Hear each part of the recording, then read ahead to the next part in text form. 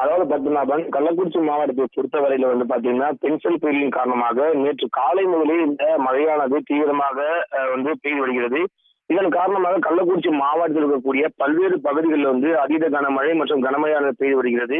குறிப்பாக சொல்ல வேண்டுமெனில், கள்ளக்குறிச்சி மாவட்டத்தில் அதிகபட்சமாக பார்க்க வேண்டுமெனில் 48 மில்லிமீட்டர் திருக்கோவிலூர் உள்ளிட்ட பகுதிகளில் மழையானது பெய்திருக்கிறது.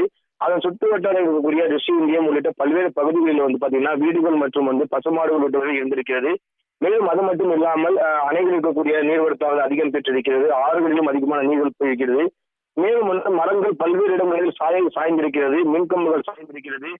கார்கள், ஆட்டோக்கள் மீதும் இந்த மரங்களால் சாய்ந்ததன் காரணத்தினால் பல்வேறு பாதிப்பு ஏற்பட்டிருக்கிறது. தொடர்ந்து இந்த நிகழ்வின் காரணமாக ரிஷிவந்தியம் சட்டமன்ற உறுப்பினராக கூடிய வசந்தம் கார்த்திகேயன் அவர்கள் ரிஷிவந்தியம் தொகுதிக்கு உட்பட்ட பல்வேறு கிராமங்களிலிருந்து காலை முதலே அந்தந்த கிராமங்களுக்கு அரசு அதிகாரிகள் நேரில் சென்று அவர் தற்போது பார்வையிட்டு வருகிறார்.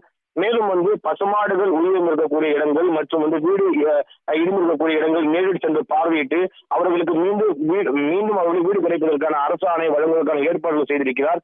அதே போல பசுமாடுகள் இறந்திருப்பதற்கு ரூபாய் 10,000 அரசு நிவாரண நிதியையும் அரசு அதிகாரிகள் உதவியுடன் கொடுத்திருக்கிறார்.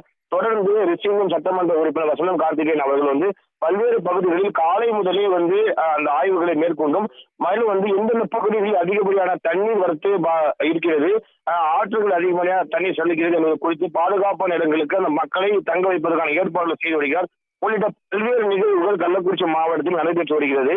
தொடர்ந்து கள்ளக்குறிச்சி மாவட்டத்திற்கு ரெட் அலர்ட் கொடுக்கப்பட்டிருக்கக்கூடிய நிலையில பாத்தீங்கன்னா, காலை முதலே இந்த மாவட்டம் முழுவதுமாக பரவலாக மழை பெய்து கொண்டிருக்கிறதாக இருக்கிறது. மேலும் மாவட்டத்தில் 2 அணைகளும் முழு கொள்ளக்கூடிய சூழல் ஏற்பட்டது காரணத்தால் கரையோர மக்களுக்கு வெள்ள அபாய எச்சரிக்கையும் கொடுக்கப்பட்டிருக்கிறது. தொடர்ந்து பொதுமக்களின் இயல்பு வாழ்க்கையும் பாதிக்கப்பட்டிருக்கிறது. பத்மநாபன்.